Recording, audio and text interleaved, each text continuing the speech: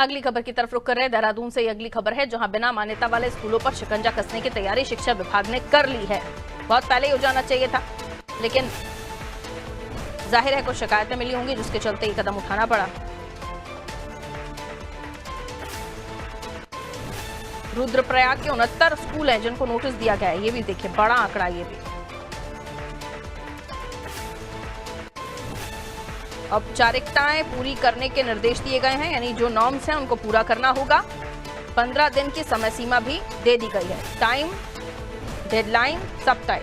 आइए, सोनू हमारा सहयोगी हमारे साथ जुड़े हुए हैं। सोनू, किस तरह की शिकायतें मिली थी जिसके बाद ये कदम उठाया गया? बिना मान्यता के स्कूलों पर सीधे तौर पर शिकंजा कसने की तैयारी, लेकिन अल्टीमेटम भी दिया गया, टाइम लिमिट भी दी गई है, जिसकी वजह से ये लग रहा है कि सरकार की मंशा है कि आप पूरे नॉर्म्स पूरे कर लीजिए और फिर स्कूल का संचालन कीजिए।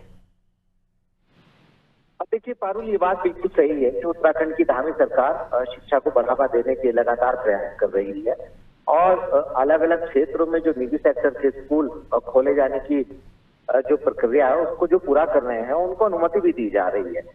अब क्योंकि ये रुद्रप्रयाग का जो मामला सामने आया है, इसमें तमाम ऐसे बड़ी संख्या में विद्यालय हैं, ऐसे स्कूल्स हैं जिनकी औपचारिकताएं पूरी नहीं हुई है। हम इसको इस रूप में भी देख सकते हैं कि इन्होंने नियमों का सरकार के पूरी तरह से अनुपालन नहीं किया है और यही वजह है कि जैसे ही मामला शिक्षा विभाग के सीनियर अधिकारियों के संज्ञान में आया, इन सभी स्कूलों के संचालकों को जो है वो औपचारिकताएं पूरे करने के लिए नोटिस दिया गया। उसमें समय सीमा तय की गई है और साथ ही साथ ये भी कहा गया है कि अगर औपचारिकताएं पूरी नहीं करेंगे तो फिर इन पर कानून में शिकंजा कसा जाएगा। और ऐसे में अब ये देखना होगा कि जो समय सीमा तय की जी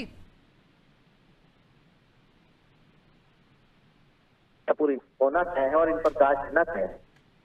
ठीक है, लौट रहे हैं सुनो आपके पास, अगली खबर पर आपसे जानकारी लेंगे।